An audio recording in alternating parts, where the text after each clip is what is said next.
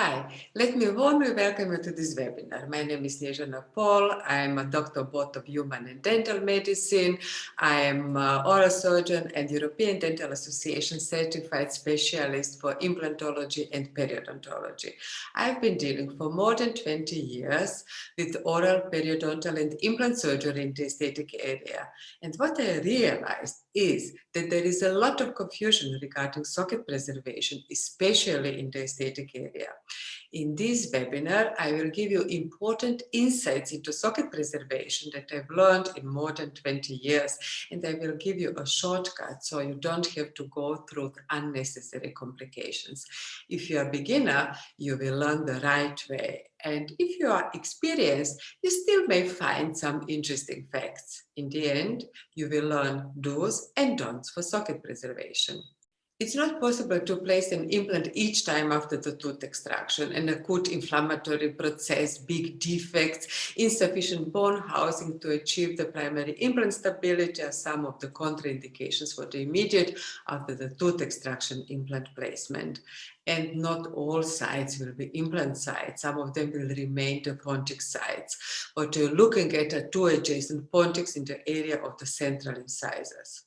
It took me quite a long time, good mentors, countless continuing education hours, and most of all, a huge experience to make my decision tree, to figure out the protocols that work out predictable and to get results like this. It's your responsibility to make it a success or a failure. What I will show now are emails and text messages from my course participants. I get a lot of them. This email is in the Croatian language, but it's easy to understand that colleague is asking me how to proceed. The right central incisor has a periapical area, the buccal bone is missing. Then here this message, there is a horizontally fractured incisor, and the colleague asks me if this is a case for partial extraction therapy or rather for socket preservation. Then here in this message, the colleague asks me how to proceed in the patient with the tooth displaying a fistula, a drainage. I tell you, I see a lot of confusion out there. The diagnosis and decision matters, really. This is what socket preservation should prevent. We don't want our patients to look like this. We feel desperate when our implant treatment finishes like this. But it's not about our feelings, it's about patients' feelings and health. None of the patients should look like this, and it's our duty to make a proper decision at the time of tooth extraction and acquire the required skills and learn techniques to preserve the ridge and place an implant properly. It makes a huge difference if Pontic is a long, fake tooth in front of the ridge, or the Pontic is a tooth that emerges from the well-preserved, or in this case, well-augmented ridge. But why go with the patient through ridge augmentation after the treatment is already finished, if there is a simple way to preserve the ridge? Make the right decision at the time of tooth extraction. This webinar is not a comprehensive overview of all described socket preservation techniques, but 10 facts that decide if you will fail or succeed. I've learned them the hard way. Learn from my mistakes. Don't insist to making your own mistakes. So let's get started. If our patients had the bone like this anatomic model has, there wouldn't be a need for this webinar. But they don't. They don't have a bone like this. This is reality. The buccal bone thickness in the anterior maxilla is less than 1 millimeter in 80% of our patients. Labial gingiva thickness is half millimeter on average. And often there are fenestrations and dehiscences. This is what I learned more than 20 years ago to perform the bone sounding after tooth extraction. If there was a buccal bone, we thought we are safe. Extract the tooth and come in a few months to place an implant. But it doesn't work like that. Now we know. Now we know that buccal bundle bone gets resorbed completely if its initial thickness is less than 1 millimeter. And this is true for more than 80% of our patients. This is what we find after 6 to 8 weeks. Buccal bone completely missing. It is a must to have a CBCT if implant placement is planned. These are sagittal sections showing us if the buccal bone is present, and if yes, which thickness does it have. We get to know which hard tissue phenotype the patient has. Are there periapical areas, incisal foramen, interfering with implant placement? Is there sufficient bone apical palatal to achieve primary implant stability? And it tells us about the sagittal root position, an important factor for our decision process. So let's explore socket preservation for the standard situation. There is a buccal bone, the thickness is less than 1 millimeter. There are 3 blood supply sources to the buccal bone: periosteum, blood vessels from the bone, and periodontal ligament. Once the tooth is extracted, the periodontal ligament, a major blood supply source, is gone. Buccal bundle bone is a tooth-dependent structure. Remember this. The buccal bundle bone is a tooth-dependent structure, and when a tooth is extracted, it's gone. For this reason, whatever graft material we utilize, the ridge dimensions won't be maintained 100%. Typically, alveolar ridge preservation techniques involve the use of various combinations of bone graft materials and/or barrier membranes. This is what we learn in courses and teach in courses. By the way, it's me on the left as a course participant and me on the right as a course faculty in the same educational center, IDEA in San Francisco. Learning never stops. Dentin autograft is shown to preserve ridge dimension very good. Excellent indeed. But still, the buccal bone gets resorbed. These are images from my published paper. 56 post-extraction sockets were grafted with dentin autograft, and initial and CBCT scans 4 months after socket grafting were superimposed and dimensional changes were evaluated. What do we see? On the first graphic, the first figure, the initial ridge contours of the average socket are shown. It means the ridge width 135 mm from the highest ridge point, the buccal bone thickness 1, 3, and 5 mm from the highest ridge point again, and the vertical socket dimensions were measured on initial CBCT, and the virtual representative average socket dimensions are calculated and shown in the first figure. The first figure is a virtual representative average socket before tooth extraction and socket grafting. The second figure shows the average representative ridge calculated in the same way 4 months after tooth extraction and grafting with the particulate dentin autograft.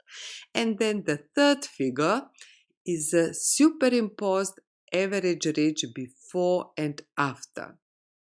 What do we see is that the ridge dimensions are maintained very well, but still, look at this green part.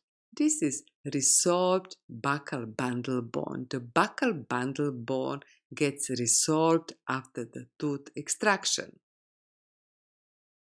Socket grafting helps to maintain ridge dimensions to a certain amount.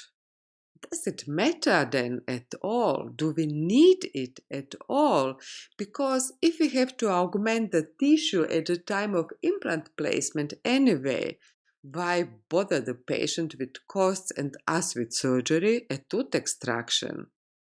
Well, it matters because if we perform our socket preservation well at the time of implant placement, in the majority of cases, only a simultaneous soft tissue augmentation should be done at the time of implant placement to achieve an excellent final result. And this is a difference between these two surgeries. Like in these cases, look, there are no vertical incisions, no flap elevation was necessary, just connective tissue grafts in tunnel techniques uh, done at the time of implant placement. Let's think together.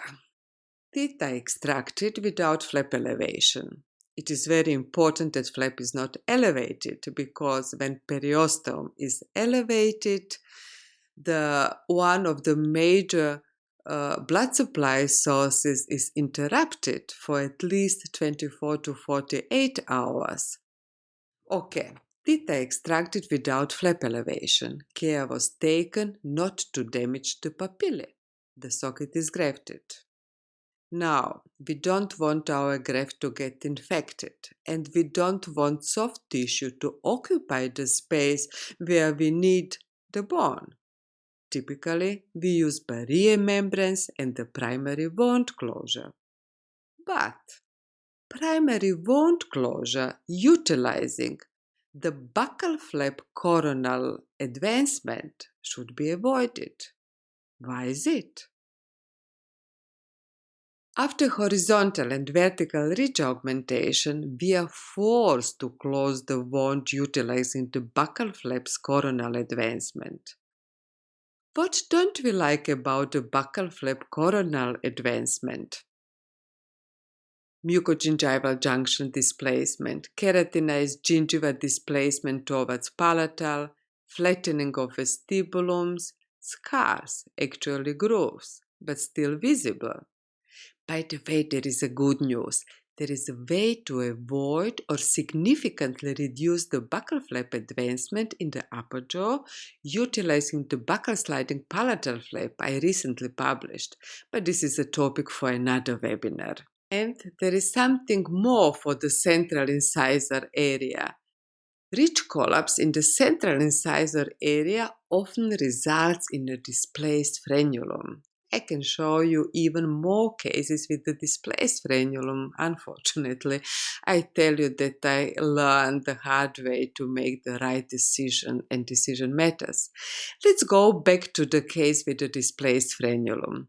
Appreciate the amount of frenulum displacement during initial healing. And now, at the time of implant placement, simultaneous contour augmentation was required.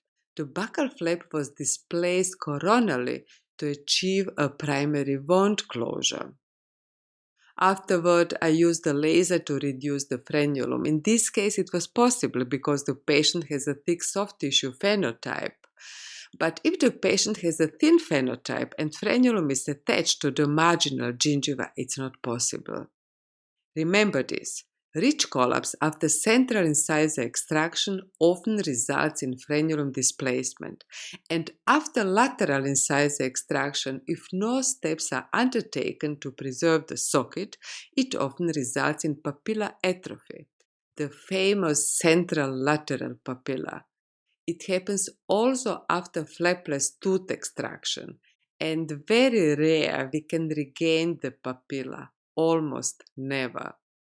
Frenulum we can manage at the time of the tooth extraction doing frenectomy, but atrophic papilla we almost never can manage successfully. So let's go back to our grafted socket. What to do with our grafted socket if we don't like to do a primary wound closure utilizing the coronary flap displacement of the buccal flap. It was many years ago when socket sealing with free gingiva graft was published. I was excited. I thought it was the solution for the wound closure over the grafted socket. But, like many others, I failed in almost 50% of all cases. Why have I failed? Because I made a bad decision and have not thought about biology, about blood supply. Free gingiva graft is placed on the bone substitute material. Where from does it have nourishment? First by diffusion and then from the blood vessels. from the peripheral blood vessels only. Sometimes it works, often it doesn't work, and graft undergoes necrosis. I don't accept 50% success rate, and for me it is a closed chapter. I cannot recommend the free gingiva graft for socket seal. Let's explore this statement. Marginal gingiva elevation triggers bone resorption. It means that not only keratinized gingiva is displaced and vestibulum flattened when we elevate and coronally reposition the buccal flap, but the bone gets resolved. But if there is an apical area and apical inflammatory tissue cannot be removed accessing through the socket, we have to elevate the flap, don't we? 2 vertical incisions on both sides, that's it. Not at all. If the apical incision is done and apical flap elevated, this is not a trigger for bone resorption. Look at this case. The patient has a very thin phenotype with high gingiva scallop. Papilla elevation would result in papilla atrophy 100%. Apical excess flap is utilized to remove the periapical inflammatory tissue. And this is 1 year and 7 years result.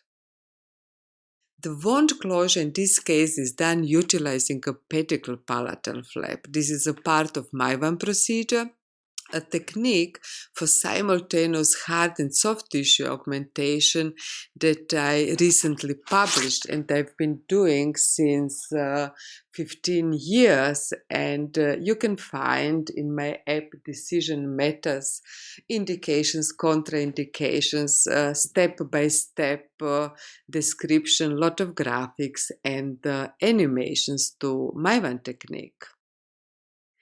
Let's go back to our grafted socket. If we place a membrane, do we need to cover the membrane?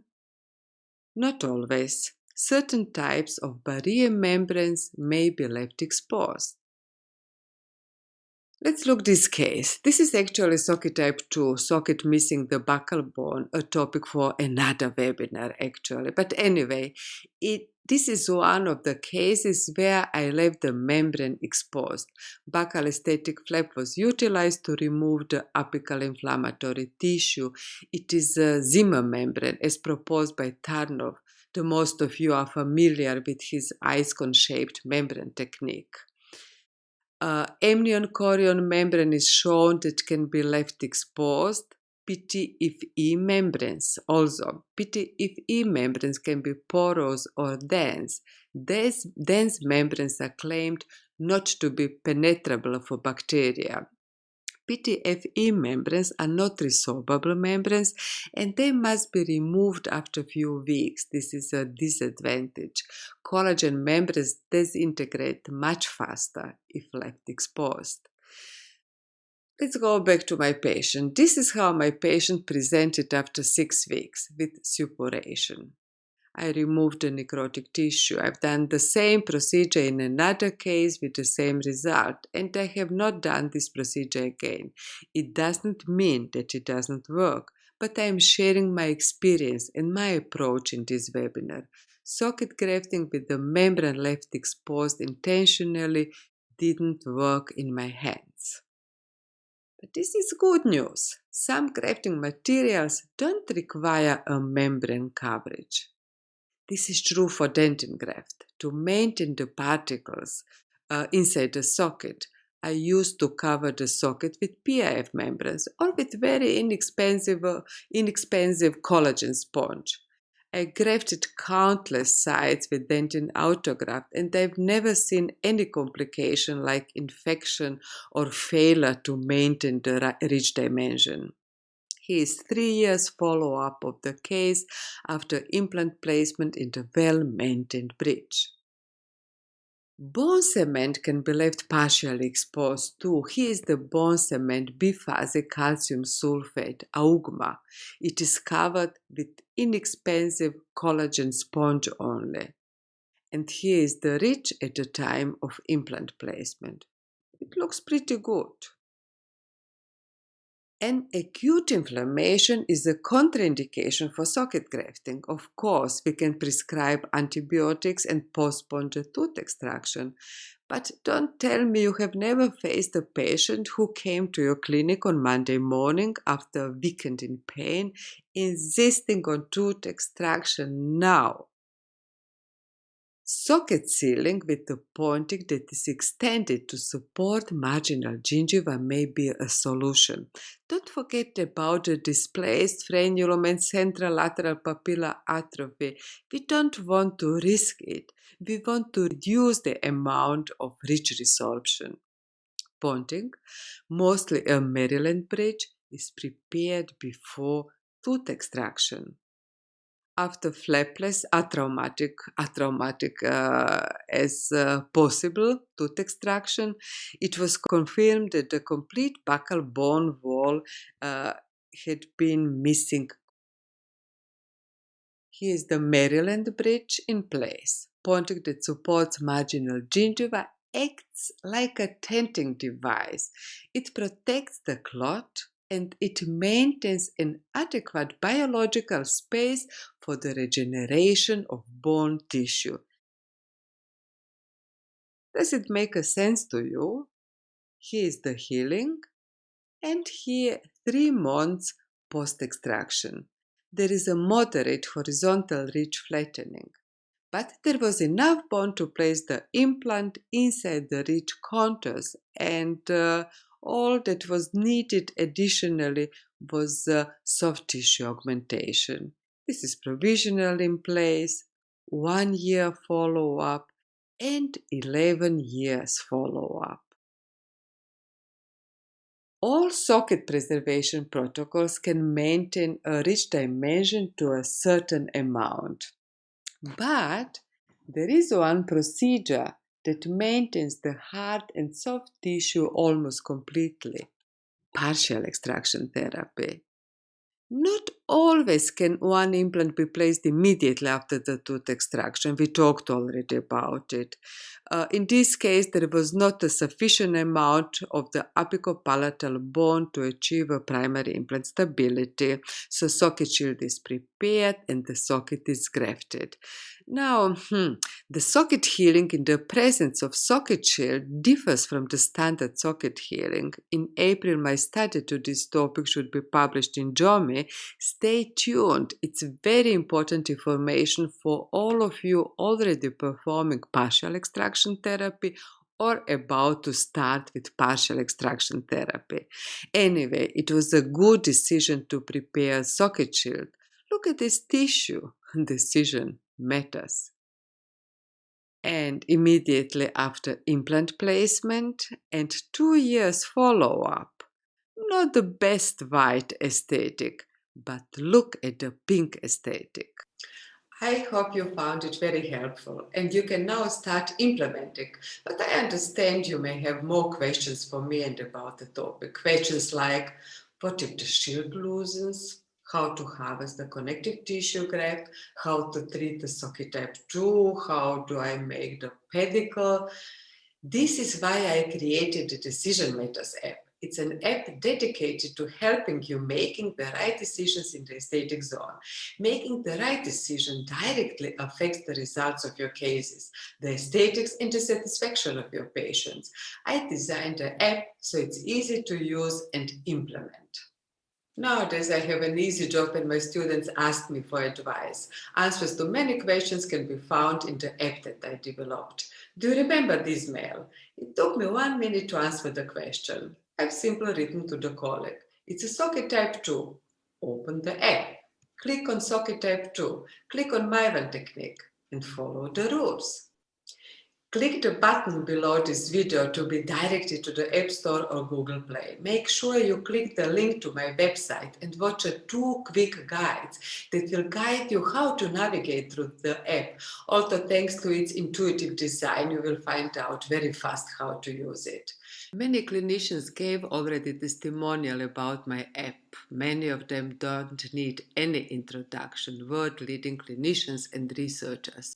Dr. Maurice Salam, and I'd like to welcome you to a new app that was designed by one of our Dental XP experts, Dr. Snezana Paul. She's put together an app that provides us solutions to everyday common clinical problems that we face and need an answer to. Dear colleagues, I would like to approach you regarding a new project that our dear friend Dr. Snezana Paul came up with. That is a very simple and unique app that tells you ABC, how to treat a patient, mostly in the anterior zone. Hi from San Antonio. Today's a very exciting day. I just got a glimpse at my friend Snezana Paul's dental app, and I'll say that I'm just fascinated. It's an amazing app that walks you through every step of how to perform a decision making at the time of extraction, decide in terms of ridge preservation, immediate implant placement, partial extraction therapies. Everything is there and so well organized that it's really amazing, both for the novice user that needs some initial guidance on the ideal decision making, as well as the expert with a lot of years of experience, because it has done a terrific job incorporating emerging evidence from the literature. So it's absolutely evidence-based and being powered through Snezana's excellent clinical experience and skills. This is a must-have. I think it's a fantastic idea. It's an app that really takes you through management of different sockets, whether compromised or not compromised. It takes you through all the options that you have in managing each socket. And not only that, it goes into the technique and considerations of each procedure or each decisions that you can take through that decision tree. Ashwini Bhalera, oral surgeon from India. If you wish to do implants successfully in your practice, download Snezana Paul's app. Snezana will guide you, will hold your hand through the surgery. Hi Snezana. Fantastic biological background and clinical practice. You decided mainly to use autologous tissues like partial extraction technique socket, extraction of teeth and preparing dentin graft, as well as soft graft tissues, in order to achieve maximum tissue preservation and best aesthetics. First of all, she's really good teacher. How to recognize good teacher?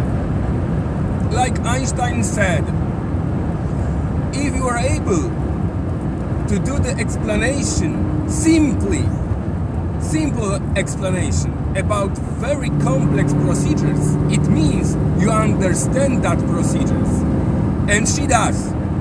So I'm really jealous that she did it, not me.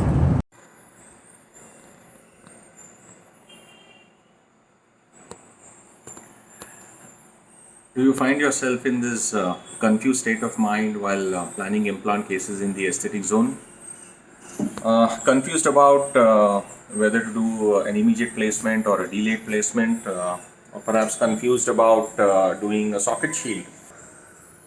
Dr. Snezana Paul's new decision app, I think, is first of its kind in dentistry, which gives you all the information that you require for treatment planning a case in the aesthetic zone.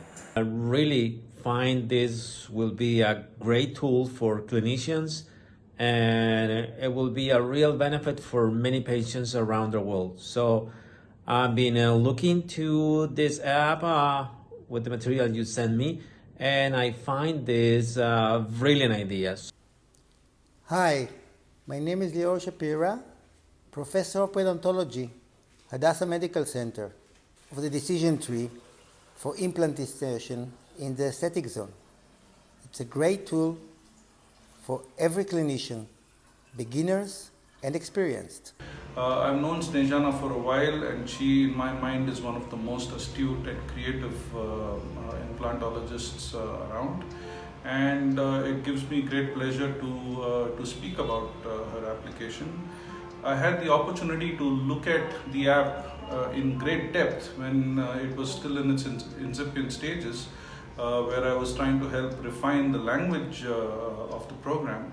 and it gave me an opportunity to get an insight into the depth and the amount of detail that she has put into this application.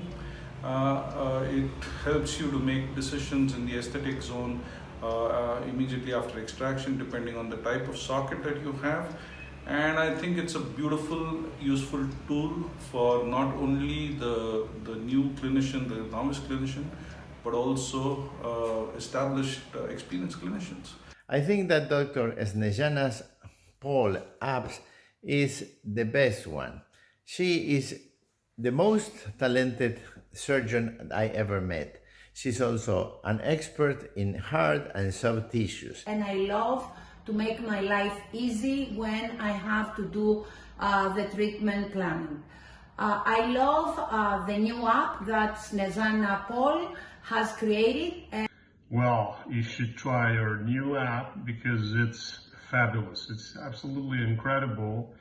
It's called Decision Matters, and it really does, believe me. It will be an amazing tool for all of us to help us decide which protocols are better to achieve amazing and optimal and predictable aesthetic results in implant dentistry.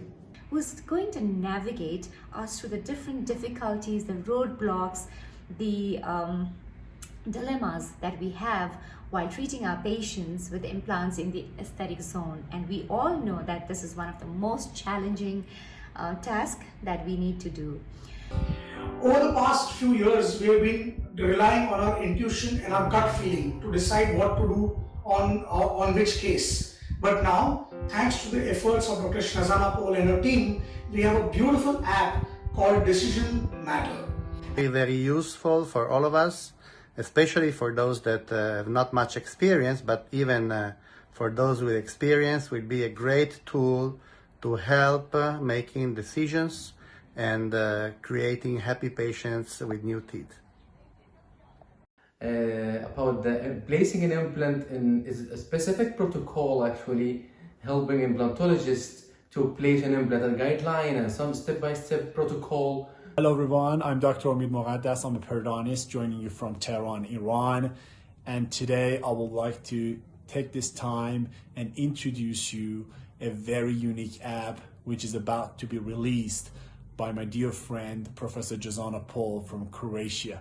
And this app is called Decision Matter.